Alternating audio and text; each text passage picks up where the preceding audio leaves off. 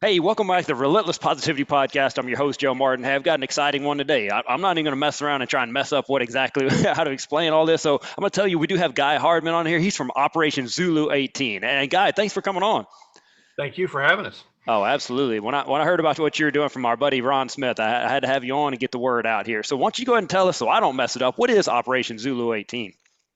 That's a good question. We're still trying to figure that out on our own. Right now, it's kind of a ragtag band of veterans, law enforcement, and community members who have banded together to support some of our new Afghan neighbors. For those of you who didn't watch the news last August, we kind of had a catastrophic failure over there, and we were able to get out. I'm not sure what the exact number it is, but in the tens of thousands of our allies who had worked alongside us or supported the U.S. government's efforts in Afghanistan at some point in some capacity over the last 20 years or so. So from that effort, we have several families that have chosen to make North Alabama their permanent home, or at least for now. Two here in Huntsville, three in Birmingham, and then some other singles. And they come through a variety of different avenues. For example, the families that we're helping right now are being administratively handled by a nonprofit called Inspiritus, and they have an agreement with the U.S. government through the State Department to kind of serve as the arbiters, the case managers of the new arrivals for the first few months. There are some other programs. One is called a sponsor circle, and that's where a group of individuals get together, say that we want to be involved in this, helping Afghans resettle, and then they go before the government to prove that they have so much cash on hand and ability to get the family to wherever they're at, get them on their feet, get them set up. And once you can prove that to the government sponsor of the program, then they say, here are your Afghans. This all started with one family, the father of which I worked with in Afghanistan about 10 years ago. We were together for a couple of years in a place called Ghazni, Afghanistan, living a mile and a half up on top of a mountain with a bunch of Polish guys. So it was very interesting. The way he came to me was very unusual. I was there in a civilian capacity. I ran a civilian intelligence and interrogation team. That's my background. I did that in the Army, and I've done it for a couple of different government organizations over the years. Um, anyway, we came together there. We became fast friends. He's just a really good dude. If you take the Afghanistan out of the picture, he's somebody that you'd like to be your friend. Easygoing. You call him at a moment's notice, and he'll be there to help you. Just like a guy around the block. Anyway, he and many of his tribesmen from a particular region all fought for us. They're from the Paktika province and a particular district. They're ethnic Tajiks. And I'm here to tell you, you won't find any better fighters anywhere around the globe. These guys are open for business, and they've been doing it for a long time. So they know what's good in that respect. This man was very good at his job. And as you can imagine, that upset the bad guys quite a bit. Everybody wanted to be the one to remove Commander Z, relieve him of his head, and fortunately they weren't able to do that because God was watching over him.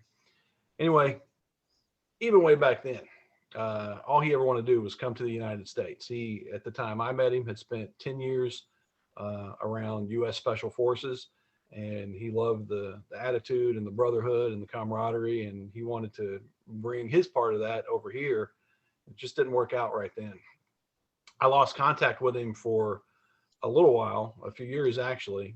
He was constantly changing phone numbers and locations again because he was kind of on the run. He had a price on his head when I was there in 2011 to 2013.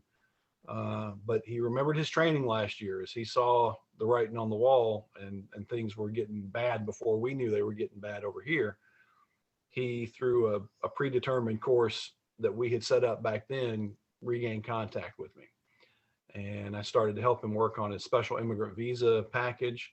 That's a program where you don't necessarily go to the front of the green card line, but there's a separate, slightly shorter line for special people who have helped us. And this is interpreters, commandos, in the case of this guy, and other people who have verified and validated service alongside U.S. and or NATO forces. So I started helping him work with that, and slowly, what we saw on TV here over the summer last year was really just a small part of what was actually going on there. I was getting real time reports from him. It wasn't just we woke up one day and Taliban were in Kabul. It was a slow and deliberate march back in to retake control of the city that they once held before we came in 2001. So the story, one of these days, maybe we'll bring him on and let him tell the story of the actual escape, because it's amazing. I'd never heard it before a couple weeks ago, but you could make a movie just out of that one night. You could make a Hollywood blockbuster from the way he told it. And I know it's every bit true. Anyway, so this started out, he said, I want to come to Alabama where you are. And I said, all right, let's do it. So I don't know anything about refugee resettlement. I know how to help somebody learn about a new city, but I don't know what all's entailed. A lot of the things that we take for granted every day are the things that I've been having to deal with, not just with his family, but then his cousin, brother-in-law, and nephew that are in Birmingham living down there. For example, thermostats. They don't know anything about a thermostat. And the first day after we put them in the new house here in South Huntsville, I came to check on them, and they had the thing jacked up to 77. So we had to have our first block of instruction about how the thermostat works. The more you use it, the more money you lose. And the father wasn't picking it up quite as much. The son, the 19-year-old son, who is also a combat veteran, he served for 3 years in Afghanistan's own internal counterterrorism force. This was something else that I didn't know, until they got here. Anyway, he was picking it up a little more, and they went secure and talked together for a minute. And I saw the light bulb pop up, and he said, oh, not like the base. Because at Fort Dix, where they sat, New Jersey, for 4 months before they came down here, they could jack it up as high as they wanted to, and nobody was paying for it. So thus was born the new family motto: this is not the base. Anytime we come up with something like that now, I'll just look at one of the kids and they'll scream, this is not the base. Speaking of the children, this is an exceptionally large family.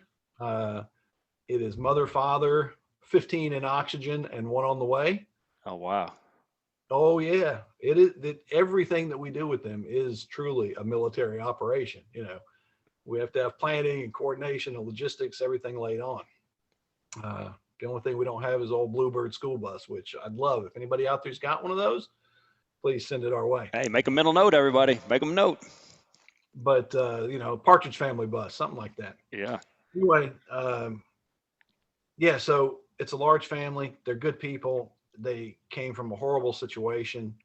Most of the people in this country, unless you have actually been there, first of all, you don't understand the situation and the politics and the geography of Afghanistan.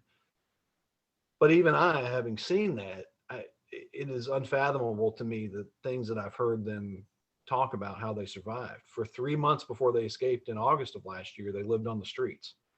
And they weren't just living on the street, they were running every 5 minutes because he was being directly searched for. So when they finally did escape, they came with nothing but the clothes on their backs and a stainless steel coffee carafe that they found in a trash heap somewhere, I think. And they were using this to get water out of mud puddles and collect rainwater to soften bread that had been thrown out so the babies would have something to eat. Goodness. The older kids and the adults didn't eat many days. We can't understand that, most people in this country. I know there are hungry people. I know there are poor people within just a few miles of where I live, but this is a completely different level because unlike here, they don't have a support system, by local and state and federal governments that can help them out. They had nothing but their wits and God's hand on them. So we're happy to have them here. They have been on the ground just a little more than a month now. It's a very steep learning curve, the things like the thermostat and the dishwasher and these kind of things, but they pick up quick. It is a full-time job though. It is nothing like when he first said, I want to come to Alabama, what I thought it was going to be like. Not at all. And my family could attest to that too. And the others that have been the core group that have been helping me get them set up. I mean, it really is another full-time job and maybe a half from the logistics of trying to find a house, which I probably went through 25 or 30 before I found one that would actually work with me. Everybody would hear the size of the family and say, thanks, but no thanks, which Yeah. I can certainly understand. There's a little bit of danger there. Is it going to get torn up or not? The one we actually found was the owner lives elsewhere, not even in the state of Alabama. It's purely a rental property. And AHI Properties are the ones that manage it for him. And I told them the story. The ladies there were very nice, and they were moved, and they kind of championed for us with the owner to be able to get in there. Uh, we've got some triple bunk beds in there. They do not just Triple. exist. I've seen the triples, man. That's serious. I only have ever seen them in the Three Stooges, but they exist in real life because we've got some of them in there. We've got them stacked up high, but they've got a roof over their head that doesn't leak. They went to bed last night warm and not having to worry about whether somebody was going to kick in the door and drag their daddy away. So that is a small price to pay, having to be stacked up with your brothers and sisters for that comfort. I bet. Yeah. And so just the amount of time that we've spent on it, again, every bit good and every bit worth it when we see those smiles, but just hard. It's been hard to do. The support from the community has been at times overwhelming. When this all first started, I thought it was going to be Guy Hardman on his own trying to figure all this out. I knew some of my friends would help, and my family, and they have. But once I started getting introduced to different people, there's another organization here in town called Global Ties. If you're not familiar with them, they've been around for about 60 years. And they actually started out, I believe, as an organization when foreign liaison officers started traveling to Redstone for training and for extended duty, an organization that would kind of help them because many of the officers here at that time had traveled to those countries. So they could exchange cultural, ideals and traditions and that kind of stuff.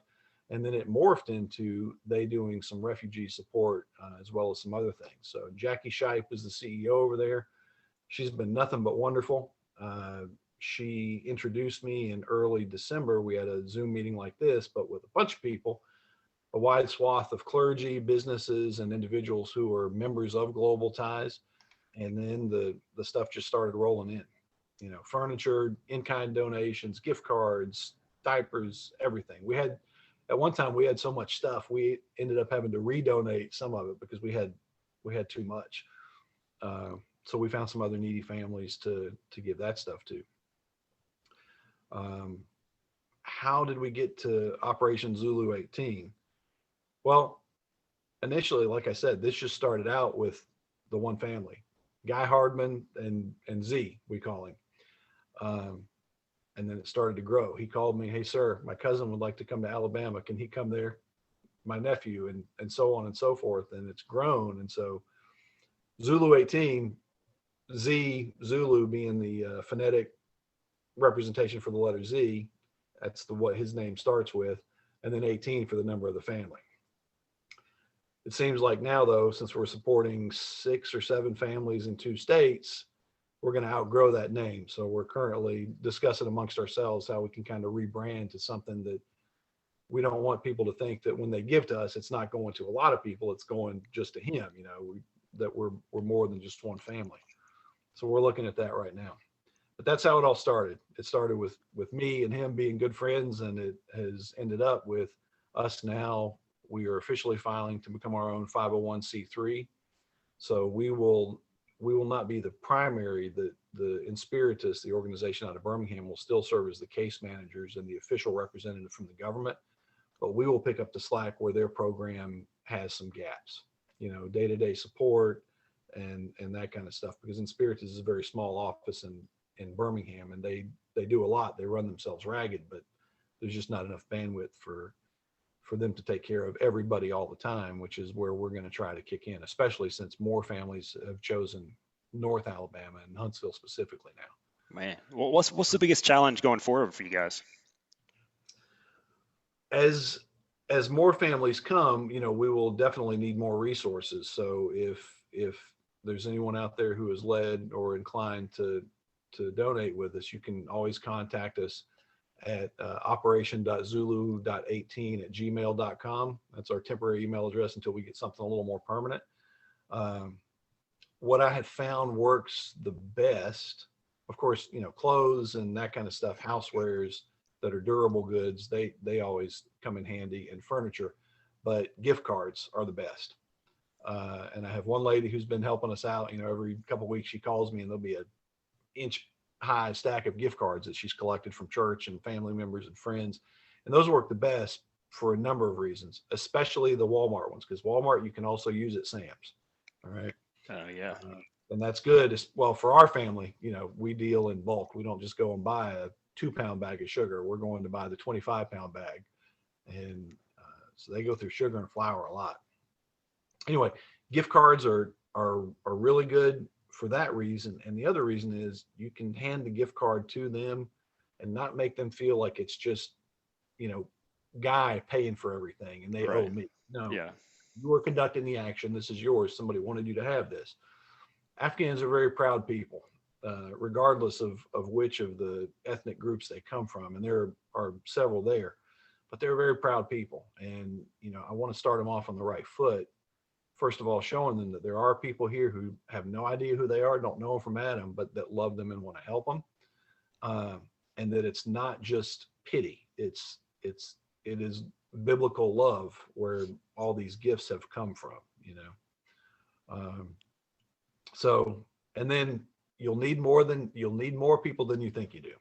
Like I said, I thought this was just going to be me and a couple of others, and we have run ourselves ragged over the last couple of months doing this. So we are trying to get better. We're all soldiers, so we should be on paper better about delegating, but we're not. We see a mission and we want to attack it and get it done right now. And that's something that we're trying to work on as a group so that we don't get burned out, so that we've got something left in the tank when these other families do come, and we can help those who are coming after us, to learn the ropes of what we're trying to do with this organization, which really is, fill in the gaps where the federal government programs kind of miss, and then provide enduring support after the initial period. Depending on what program they are, the federal government support has different durations, but that's not going to get them 100%. We want to provide them, get them to 100%, and then over time make sure that they can stay there on their own 2 feet. So what's some day-to-day things that you do? Just for example, if people are wondering what is he doing in all these time, running himself ragged? Show me some examples of what a day-to-day would look like for what they need. Well, so today we had it was dental day for one of the girls. She had 2 really bad teeth that had to be extracted. So up early in the morning to get everybody ready for that, get her and father to the place, have the appointment, back home, get her in bed, medicine. Then we had to go back. She's also the chief cook in the house. She's the oldest girl. She's 16. But now since she's not cooking, we had to go find some other solutions for everybody else, because they rely on her to knock that out. It's just, little things. And the other thing right now is some of this will resolve itself after we get driver's license and transportation, which we've had the offer of a donated vehicle, and we're waiting to finalize that transaction. So some of the day-to-day stuff they'll be able to do on their own. The father and the oldest son, they both speak English very well. The younger children are learning, and mother is coming along slowly. But once we solve the transportation problem, that will alleviate a lot of the day-to-day, because right now they're kind of they have to wait on us to come and get them, or another volunteer. We've also had some help from the Huntsville Islamic Center. They are providing first and foremost the spiritual aspect of it for them.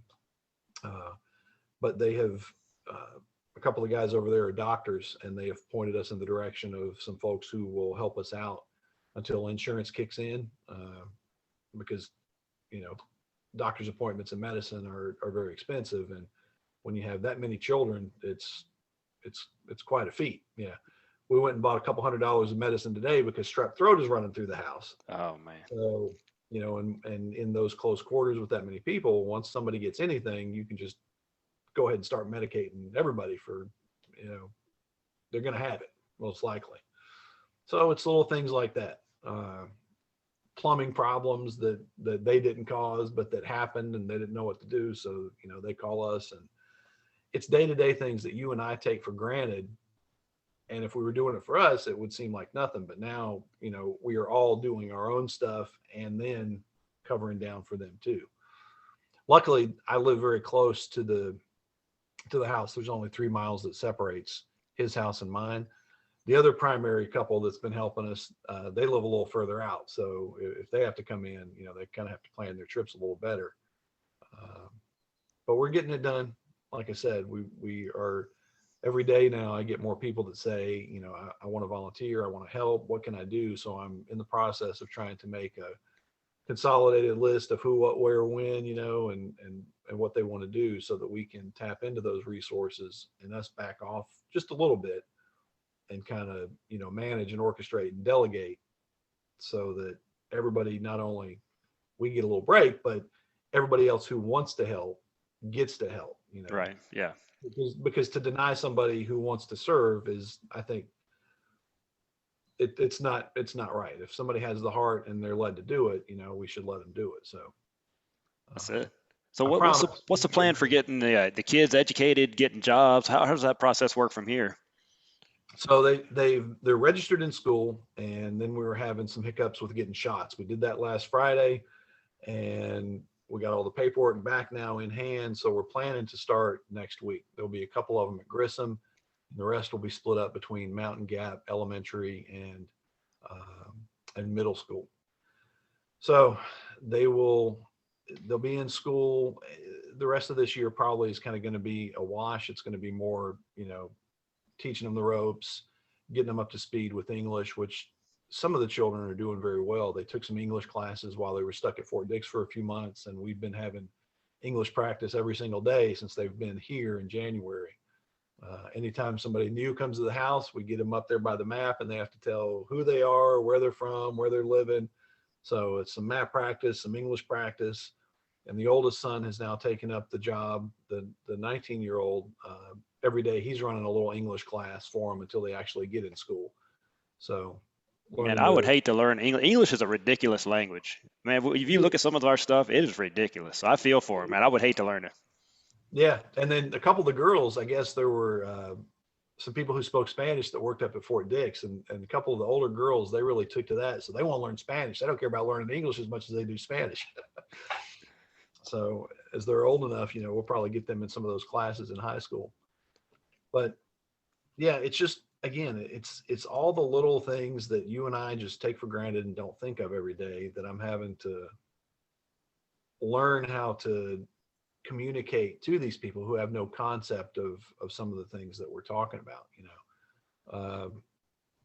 Credit and background checks. We went to last week to open up a bank account, and we're asking for all the information, and he gives the information, and then when the lady wasn't paying attention, he asked me, no, what is this for? What is this for? I'm trying to figure out how to explain a concept like credit that I understand completely, but to put it in terms that he can understand with no background in anything like that at all. I run into those kind of roadblocks sometimes. So we've had a couple times we've had to get some outside help to translate, because it's better in the target language than it is me trying to explain it in English. I bet. Yeah. I mean, I wouldn't know how to explain a thermostat. I mean, right off, if you just with no one who's ever heard of one. So stuff like that. Yeah, I can't imagine doing that. Basically, a whole like you're someone from another planet almost. So that's a full time job. It is. I mean, they might as well be on Mars right now. But that is why, the main guy who's been helping me, we're good at this, not to break our arm patting ourselves on the back, but we have been in that exact same situation, because when I first went to Afghanistan, I might as well have been on Mars. And it was Right. this man Yeah. he showed me the ropes and showed me what the social and societal norms were, and guided me through that process. So that's what I keep having to explain to him too. I said, you did this for me 10 years ago. Now it's my turn to do it for you. Yeah, it's interesting. Well, man, I think it's awesome.